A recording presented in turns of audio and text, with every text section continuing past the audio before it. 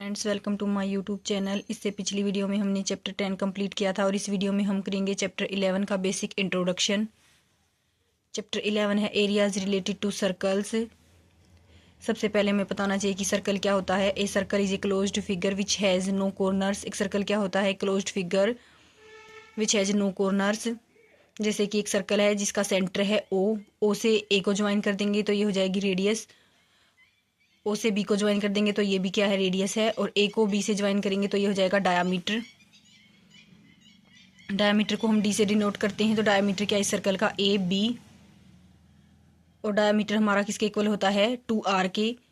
ओ से ए तक भी रेडियस है, ओ से बी तक भी रेडियस है। इन दोनों को ज्वाइन कर देंगे तो ये बन जाएगा डायामीटर, यानी डायामीटर होता है 2r के इक्वल। रेडियस को डिनोट करते हैं r से, और रेडियस होती है डायामीटर की हाफ, यानी कि डायामीटर है ए बी, तो ए बी का हाफ यानी ओ ए और ओ बी दोनों क्या होंगी? रेडियस होंगी। नेक्स्ट है circumference of circle. Circumference of circle का फॉर्मूला होता है 2πr। इसे हम ऐसे भी लिख सकते हैं पाई डी, क्योंकि 2r इक्वल होता है डी के, तो इसे हम पाई डी भी लिख सकते हैं। एरिया ऑफ सर्कल फाइंड करने का फॉर्मूला होता है pi r square. Area of right angle triangle. Right angle triangle क्या होती है? जिसका हमारा एक एंगल 90 डिग्री का होता है, वो होती है राइट एंगल ट्रायंगल। और राइट एंगल ट्रायंगल का एरिया फाइंड करने का फॉर्मूला होता है 1/2 into base into height. Area of equilateral triangle. Equilateral triangle क्या होता है? जिसके तीनों साइड्स इक्वल हों, यानी कि तीनों एंगल्स 60 डिग्री के हों। और एरिया ऑफ इक्विलैटरल ट्रायंगल क्या होता है? √3/4 ए स्क्वायर। और ए क्या होती है? ट्रायंगल की साइड। नेक्स्ट है area of sector of a circle. सबसे पहले हमें पता होना चाहिए कि एरिया को सेक्टर में कैसे डिवाइड कर सकते हैं। यदि हम सर्कल के सेंटर से 2 रेडियस ड्रॉ कर दें तो वो हो जाता है एक सेक्टर। यदि सर्कल को रेडियस से डिवाइड कर दें तो वो होता है सेक्टर। जैसे कि यह है एक सर्कल जिसका सेंटर है ओ से ए तक रेडियस है, ओ से बी तक रेडियस है, ओ ए बी, ये हो गया एक सेक्टर। ये है मिनर सेक्टर। और ये जो बच गया पार्ट वो है मेजर सेक्टर। जैसे कि कोई पिज्ज़ा है, उसका यदि एक पार्ट को कट कर दे तो वो होता है मिनर सेक्टर, और जो बच गया पार्ट वो होगा मेजर सेक्टर। मिनर सेक्टर का एंगल होगा थीटा और कंप्लीट एंगल होता है 360 डिग्री। तो मेजर सेक्टर का एंगल क्या हो जाएगा? ये एंगल थीटा है, कंप्लीट एंगल होता है 360 डिग्री। तो मेजर सेक्टर का एंगल हो जाएगा, यदि हम 360 में से इस एंगल को माइनस कर दें यानी थीटा को, तो हो जाएगा मेजर सेक्टर का एंगल। एरिया क्या होता है मिनर सेक्टर का? मिनर सेक्टर का एंगल है थीटा और कंप्लीट एंगल है 360 डिग्री। तो हमारा हो जाएगा formula θ/360 degree into area of circle यानी पाई आर स्क्वायर। यानी मिनर सेक्टर का एरिया फाइंड करने का फॉर्मूला हो जाएगा θ/360 degree into pi r square. Area of major sector क्या होगा? मेजर सेक्टर का एंगल होता है 360 डिग्री माइनस थीटा और कंप्लीट एंगल होता है 360, यानी 360 degree minus θ/360 degree into area of circle यानी pi r square. Major sector का एरिया फाइंड करने का फॉर्मूला हो जाएगा 360 degree minus θ/360 degree into pi r square. Length of arc of minor sector. Minor sector की जो आर्क है उसकी लेंथ फाइंड करने का फॉर्मूला क्या हो जाएगा? जैसे कि हम ए बी के बीच में कोई रैंडम पॉइंट मान लेते हैं पी, और हमें लेंथ फाइंड कर, ये ए पी बी है एक आर्क, और हमें फाइंड करनी है इस आर्क की लेंथ।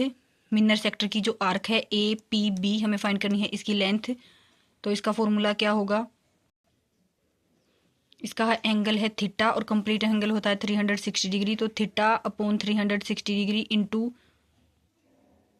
हो जाएगा सरकमफ्रेंस ऑफ सर्कल, जो कि होती है 2πr। मिनर सेक्टर की जो आर्क है उसकी लेंथ फाइंड करने का फॉर्मूला होगा θ/360 डिग्री इंटू 2πr। और जो मेजर सेक्टर की आर्क है उसकी लेंथ फाइंड करने का फॉर्मूला क्या होगा? जैसे कि यहाँ पर कोई रैंडम पॉइंट मान लेते हैं क्यू, तो हमें फाइंड करनी है जो आर्क बनी है a q B major sector पे, उसकी लेंथ। तो हम कैसे फाइंड करेंगे? इसका फॉर्मूला होगा मेजर सेक्टर का एंगल है 360 degree minus theta upon complete angle है 360 डिग्री इंटू में सरकमफ्रेंस ऑफ द सर्कल, जो कि होती है 2πr। यानी कि जो मेजर सेक्टर से बनने वाली आर्क है ए क्यू बी, उसकी लेंथ फाइंड करने का फॉर्मूला होगा 360 degree minus theta upon 360 degree into circumference of circle, length of arc of major sector क्या होगी 360 degree minus theta upon 360 degree into 2 pi r. Next है areas of segment of a circle. Circle को segment में कैसे divide करते हैं, जैसे कि कोई कोर्ड है ए बी जो सर्कल को डिवाइड करती है 2 पार्ट्स में, तो छोटा वाला पार्ट होगा मिनर सेगमेंट और बड़ा वाला पार्ट होगा मेजर सेगमेंट। सर्कल को जब रेडियस से डिवाइड करते हैं तो वो होगा सेक्टर, और जब सर्कल को कोर्ड से डिवाइड करते हैं तो वो होगा सेगमेंट। जैसे कि कोई कोर्ड है ए बी जो सर्कल को डिवाइड करती है 2 पार्ट्स में, जो छोटा पार्ट है वो होगा मिनर सेक्टर और जो पार्ट बड़ा है वो होगा मेजर सेगमेंट।